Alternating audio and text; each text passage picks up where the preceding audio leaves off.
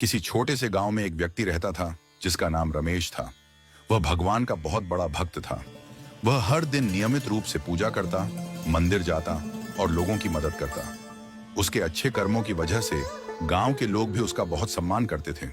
लेकिन उसके जीवन में एक समय ऐसा आया जब उसे लगातार कठिनाइयों का सामना करना पड़ा। रमेश की फसल बर्बाद हो गई, उसके परिवार में किसी की तबीयत खराब हो गई और उसके व्यापार में भी नुकसान होने लगा।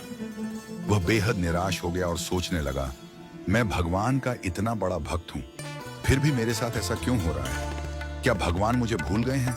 क्या उन्हें मेरी भक्ति की कद्र नहीं? एक दिन दुखी मन से रमेश अपने गांव के मंदिर में गया और भगवान की मूर्ति के सामने बैठकर प्रार्थना करने लगा। उसने रोते हुए कहा, हे भगवान, मैंने सदा आपकी सेवा की, पूजा की, दूसरों की मदद की, फिर भी मुझे इतना कष्ट क्यों? क्या मेरी भक्ति में कोई कमी रह गई है? तभी वहां एक वृद्ध संत आ गए। उन्होंने रमेश की बात सुनी और मुस्कुराते हुए उसके पास आए। संत ने पूछा, बेटा, क्या मैं तुम्हारी समस्या सुन सकता हूं? रमेश ने अपने सारे दुख संत को बता दिए। संत ने रमेश को समझाते हुए कहा, बेटा, क्या तुम जानते हो कि एक सुनार जब सोने के गहने बनाता है तो वह सोने को आग में तपाता है। सोने को आग में तपाकर उसे शुद्ध किया जाता है ताकि वह गहना बनकर और भी अधिक चमक सके। रमेश ने ध्यान से संत की बात सुनी और कहा, हाँ संत जी, लेकिन इसका मेरे कष्टों से क्या संबंध है? संत ने समझाते हुए कहा, ठीक वैसे ही भगवान अपने भक्तों को भी परीक्षा में डालते हैं। कठिनाइयां और कष्ट तुम्हारी आत्मा को तपाते हैं, उसे शुद्ध करते हैं। ये कष्ट तुम्हें मजबूत बनाते हैं ताकि जब तुम इनसे निकलो तो पहले से अधिक दृढ़ और आत्मविश्वासी बनो।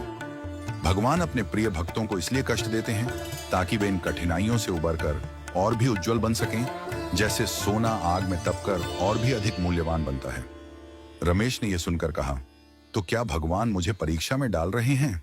संत ने उत्तर दिया, हाँ बेटा, भगवान अपने भक्तों की परीक्षा लेते हैं, लेकिन वे कभी उन्हें अकेला नहीं छोड़ते। वे हर समय तुम्हारे साथ हैं, तुम्हें देख रहे हैं और तुम्हें मार्गदर्शन दे रहे हैं। तुम्हें केवल विश्वास रखना होगा और धैर्यपूर्वक इन परीक्षाओं का सामना करना होगा। जब तुम इन कष्टों से निकलोगे तो तुम पहले से कहीं अधिक मजबूत और सशक्त होंगे। रमेश की आंखों में अब आंसू नहीं थे। वह संत की बातों को समझ गया था। उसे एहसास हुआ कि भगवान उसे कष्ट देकर उसकी परीक्षा ले रहे हैं ताकि वह और अधिक मजबूत बन सके। उसने संत से आशीर्वाद लिया और अपने जीवन में आई कठिनाइयों का सामना करने के लिए तैयार हो गया। वह दिन रमेश के जीवन में एक नई शुरुआत का दिन था। उसने हर चुनौती को एक अवसर के रूप में लिया और अपने विश्वास के साथ आगे बढ़ता गया। धीरे धीरे उसकी सभी समस्याएं हल होने लगीं, फसलें अच्छी होने लगीं, परिवार में खुशियां लौट आईं और उसका व्यापार भी पहले से अधिक सफल हो गया। उसने समझ लिया था कि भगवान की परीक्षा में धैर्य और विश्वास के साथ खरा उतरने से ही सच्ची सफलता मिलती है। भगवान अपने भक्तों को कष्ट इसलिए देते हैं ताकि वे इन कठिनाइयों से गुजरकर और अधिक मजबूत और आत्मविश्वासी बन सकें। ये कष्ट हमारी आत्मा को तपाकर शुद्ध करते हैं, जिससे हम जीवन में बेहतर बनते हैं। हमें भगवान पर विश्वास रखना चाहिए और धैर्यपूर्वक हर परीक्षा का सामना करना चाहिए।